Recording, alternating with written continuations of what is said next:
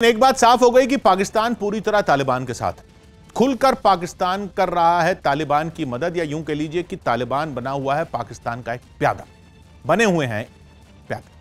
अब तक कभी भी पाकिस्तान ने यह बातें खुलकर नहीं की, लेकिन सच्चाई एक बार फिर सामने आ गई। खासतौर पर पंजशीर पर इस बार हुए हमले में पाकिस्तानी फौज की बड़ी भूमिका के पक्के सबूत सामने आए। सबूत नंबर 1, पाकिस्तान की फौज के हेलीकॉप्टर की तस्वीर। वही हेलीकॉप्टर जिसके जरिए तालिबान को कवर दिया जा रहा था। अब पाकिस्तान की वायुसेना अगर एक जंग में तालिबान की ढाल बन रही है, तो इसका मतलब तो साफ है कि दोनों के बीच पूरे तालमेल के साथ जंग लड़ी जा रही है। सबूत नंबर 2, नॉर्दर्न अलायंस के नेताओं का दावा, जिन्होंने इस बार यह साफ कहा कि तालिबान के इस हमले में पाकिस्तान की सेना शामिल थी। तीसरा सबूत है पाकिस्तान की खुफिया एजेंसी ISI के चीफ का इतने नाजुक वक्त में काबुल पहुंचना। जब पूरी दुनिया तालिबान के अफगानिस्तान पर कब्जे से सन्न है, उस वक्त ISI के प्रमुख का काबुल पहुंचकर तालिबान के नेताओं से मिलना यह साफ करता है कि पाकिस्तान और तालिबान साथ साथ है। चौथा सबूत यह कि जिस वक्त ISI चीफ फैज हमीद काबुल के दौरे पर है, उसी वक्त तालिबान और पाकिस्तानी फौज के पंजशीर पर हमले की खबर आने का मतलब साफ है कि दोनों के बीच कुछ तो खिचड़ी पक रही। और पांचवां सबूत भी अहम है। ठीक उसी वक्त पाकिस्तान के नेता अब दुनिया को यह बता रहे हैं कि तालिबान को मान्यता मिलनी चाहिए, तालिबान को अफगानिस्तान में शांति की स्थापना करने का मौका मिलना चाहिए। मतलब अब यह तो साफ हो रहा है कि तालिबान की जीत की स्क्रिप्ट पाकिस्तान में लिखी जा रही थी। ISI और पाकिस्तान की सेना तालिबान के साथ इस लड़ाई में हर कदम पर थी। लेकिन बड़ा सवाल यह कि पाकिस्तान और तालिबान की जुगलबंदी अभी शुरू हुई है, या 20 साल से पाकिस्तान एक झूठ का प्रपंच रच रहा है। लेकिन हकीकत यही है कि पाकिस्तान ने कभी भी तालिबान का साथ नहीं छोड़ा। 9/11 के हमले के बाद जब 2001 में अमेरिकी फौज ने अफगानिस्तान में डेरा डाला, उस वक्त अमेरिका को सबसे ज्यादा जरूरत थी पाकिस्तान की। अमेरिकी फौज पाकिस्तान की जमीन और उसका एयर स्पेस दोनों इस्तेमाल कर रही थी। लेकिन खबर आई कि तालिबान बचने के लिए पाकिस्तान से लगने वाली सीमाओं पर आ गए। यह इलाका फाटा का इलाका था, फेडरली एडमिनिस्ट्रेड ट्राइबल एरियाज। यह पाकिस्तान का वो इलाका है जो अफगानिस्तान की सीमा से लगता है, पूरी तरह कबायली इलाका, सुरक्षा के लिहाज से बेहद संवेदनशील। पाकिस्तान के 4 प्रांत हैं और यह इलाका उन चारों प्रांतों के बाहर का है। कहने को तो उस वक्त के पाकिस्तान के राष्ट्रपति जनरल परवेज मुशर्रफ ने ऐलान कर दिया था कि वो फाटा के इस इलाके में तालिबान के खिलाफ बड़ा ऑपरेशन चलाएंगे। लेकिन सच्चाई यह थी कि यह ऑपरेशन तालिबान को मिटाने के लिए नहीं, बल्कि तालिबान को बचाने के लिए चलाया गया।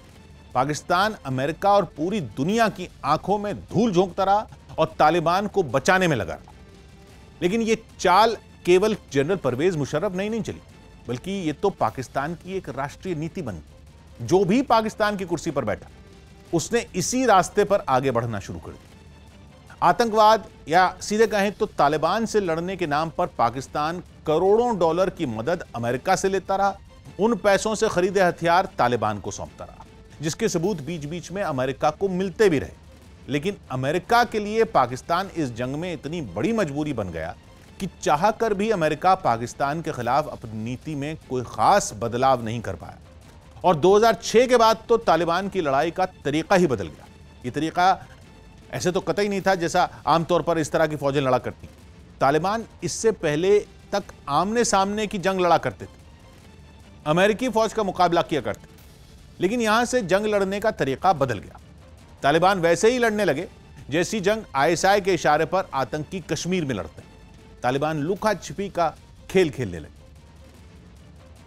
कहीं बम धमाके करने लगे, कहीं फिदायीन हमले करने लगे। ये सब केवल अपनी ताकत और अपनी मौजूदगी का एहसास कराने के लिए वो करते रहे। लेकिन न तो कहीं कोई आमने सामने की जंग हुई और न ही तालिबान के हौसले पस्त। अमेरिका समेत पूरी दुनिया को संकेत मिलने लगे कि तालिबान के बदले हुए तौर तरीकों की योजना कहीं और बन रही। एक ऐसा वक्त बीता जब अमेरिकी एजेंसियों ने तालिबान के अड्डों पर अपने सबसे ताकतवर हथियारों का इस्तेमाल किया।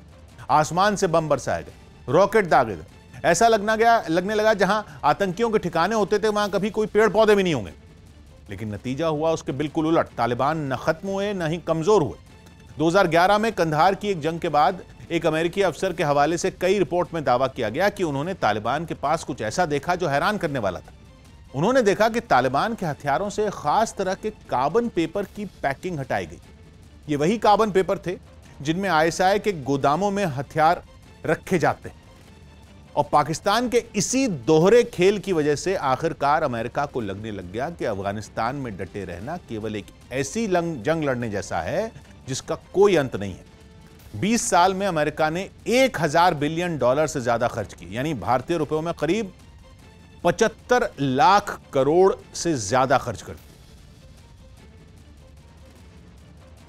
2015-16 के बाद से ही अमेरिका ने तालिबान के साथ बातचीत तेज कर दी।